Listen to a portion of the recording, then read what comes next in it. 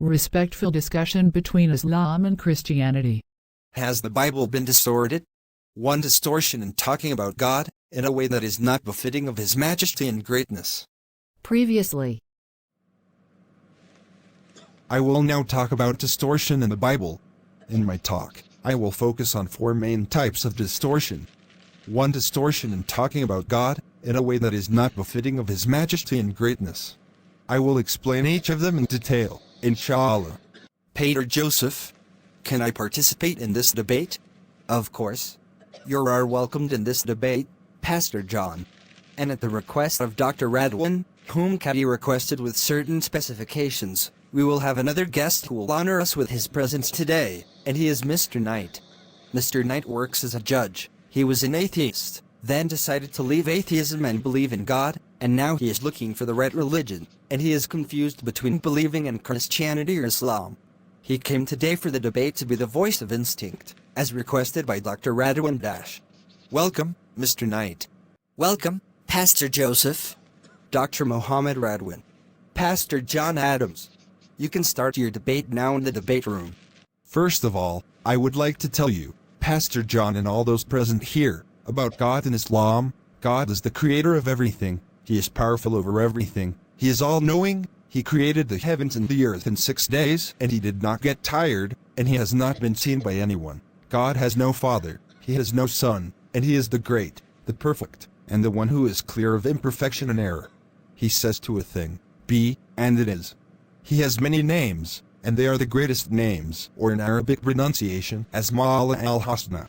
All of this is proven in many verses of the Holy Quran and hadiths of the Prophet, and is clear without ambiguity or complexity. My question to you, Reverend John, is what I said detracting from the greatness of the Creator? And the second question, does talking about God in the Bible describe Him in this perfection? The answer to your first question, certainly there is nothing in what I said to detract from the greatness of God, but does not that we believe in that mean that we deny what God said about Himself? It does not mean that the description of God in your book is true, that the book is true. I may invent a book in which I describe God perfectly and write other things, and then say it is God's book, so has it become God's book? Of course no. And the answer to your second question, yes. The Bible speaks of perfect divine power, for God is capable of everything, and He is the great, the powerful. Another question, was God described as imperfect in the Bible? Has God been described as misrepresenting things in the Bible? Of course no. Good, then let's get started. The first point I talk about is the saying that God gets tired, as mentioned in the book of Genesis. So if God gets tired, then who is in His place when He gets tired? By the seventh day God had finished the work He had been doing. So on the seventh day He rested from all His work. Genesis 2:2. By the seventh day God had finished the work He had been doing. So on the seventh day He rested from all His work. Genesis 2:2. What's the problem? If God said that, how can we deny it? So if God gets tired, then who is in His place when He gets tired? In addition to that, the Bible itself speaks of the Lord being great and never tired. Fatigue is an attribute of imperfection, and God is great and above imperfection, as stated in Isaiah 40:28. Do you not know? Have you not heard? The everlasting God, the Lord, the creator of the ends of the earth, does not become tired or grow weary. There is no searching of His understanding. In Isaiah 40:28, do you not know? Have you not heard? The everlasting God, the Lord, the creator of the ends of the earth, does not become tired or grow weary. There is no searching of His understanding. So how does the Lord get tired and not get tired? There is a contradiction between the two texts. So which one do you choose? Knowing that if you choose one of them and deny the other, then you are admitting the distortion of the Bible. The question is for Mr. Knight. Which of the two texts do you consider closest to describing God? Certainly what is in Isaiah 40:28, it is consistent with what we see of the greatness of the created universe. So if the universe was created with this complete perfection and precise order, then this indicates the greatness and perfection of the Creator. Thank you, Mr. Knight. Dear Pastor John, let's move to another point. Does God regret?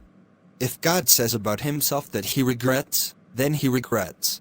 Does the Lord who has estimated fate regret? Does the Creator not know the future? And if the Lord said that He regrets, and He also said that He does not regret, Then which of them do we believe is the word of God? According to the Bible, God know everything will happen, read in Isaiah 46:10. God said, I declare the end from the beginning, and from long ago what is not yet done, saying, my plan will take place, and I will do all my will. Read in Isaiah 46:10. God said, I declare the end from the beginning, and from long ago what is not yet done, saying, my plan will take place, and I will do all my will. Also according to the Bible, God does not regret, read in Numbers 23:19. God is not a man who lies, or a son of man who changes his mind. God does not regret, read in Numbers 23:19.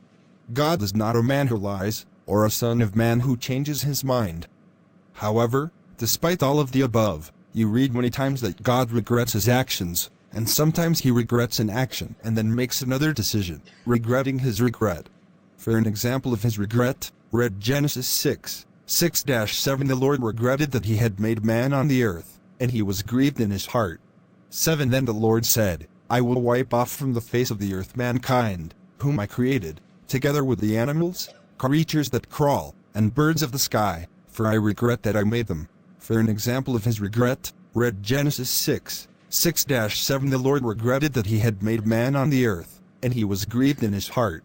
7. Then the Lord said, I will wipe off from the face of the earth mankind, whom I created, together with the animals, creatures that crawl, and birds of the sky, for I regret that I made them.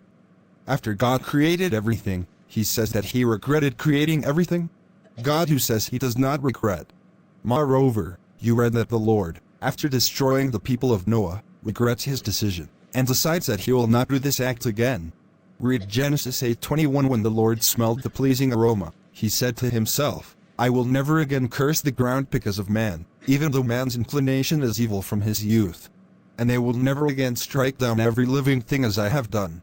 Moreover, you read that the Lord, after destroying the people of Noah, regrets his decision, and decides that he will not do this act again. Read Genesis 8:21. When the Lord smelled the pleasing aroma, he said to himself, I will never again curse the ground because of man, even though man's inclination is evil from his youth. And I will never again strike down every living thing as I have done. Is this logical? No. Dear Pastor John, would you please tell me about the meaning of Exodus 4:1-23? It talks about God talking to Moses, and ordering Moses to travel to Egypt, and ask the Pharaoh to allow the Israelites to go out with him. Good, I completely agree with you. God promised his prophet Moses safety, and that he would always be with him, and reassured him that no harm would touch him, and that whoever wanted to kill him in Egypt had died. Read Exodus 4:19. The Lord said to Moses in Midian, Go back to Egypt.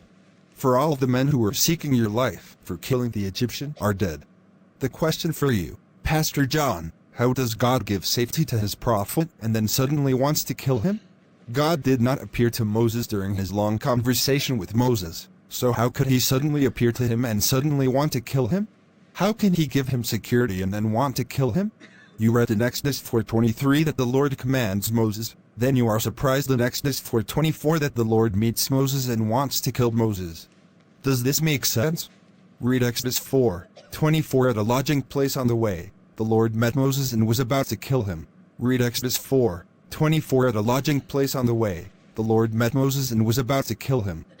And if God wanted to kill a person, would he himself come to kill him? Why did he not order his soul to die? What if Moses defeated him? What? God is defeated by Moses? Moses had not no chance against God? What did you say, Dr. Radwin? Good, Pastor John. That make me ask you very important question. Is anyone able to defeat God? Of course no. It's impossible. But that was written in the Bible that God wrestled with Jacob, and Jacob defeated him, so God asked Jacob to leave him. Read in Genesis 32:25-26. When the man saw that he could not defeat him, he struck Jacob's hip socket as they wrestled and dislocated his hip. 26. Then he said to Jacob, Let me go, for it is daybreak. But Jacob said, I will not let you go unless you bless me.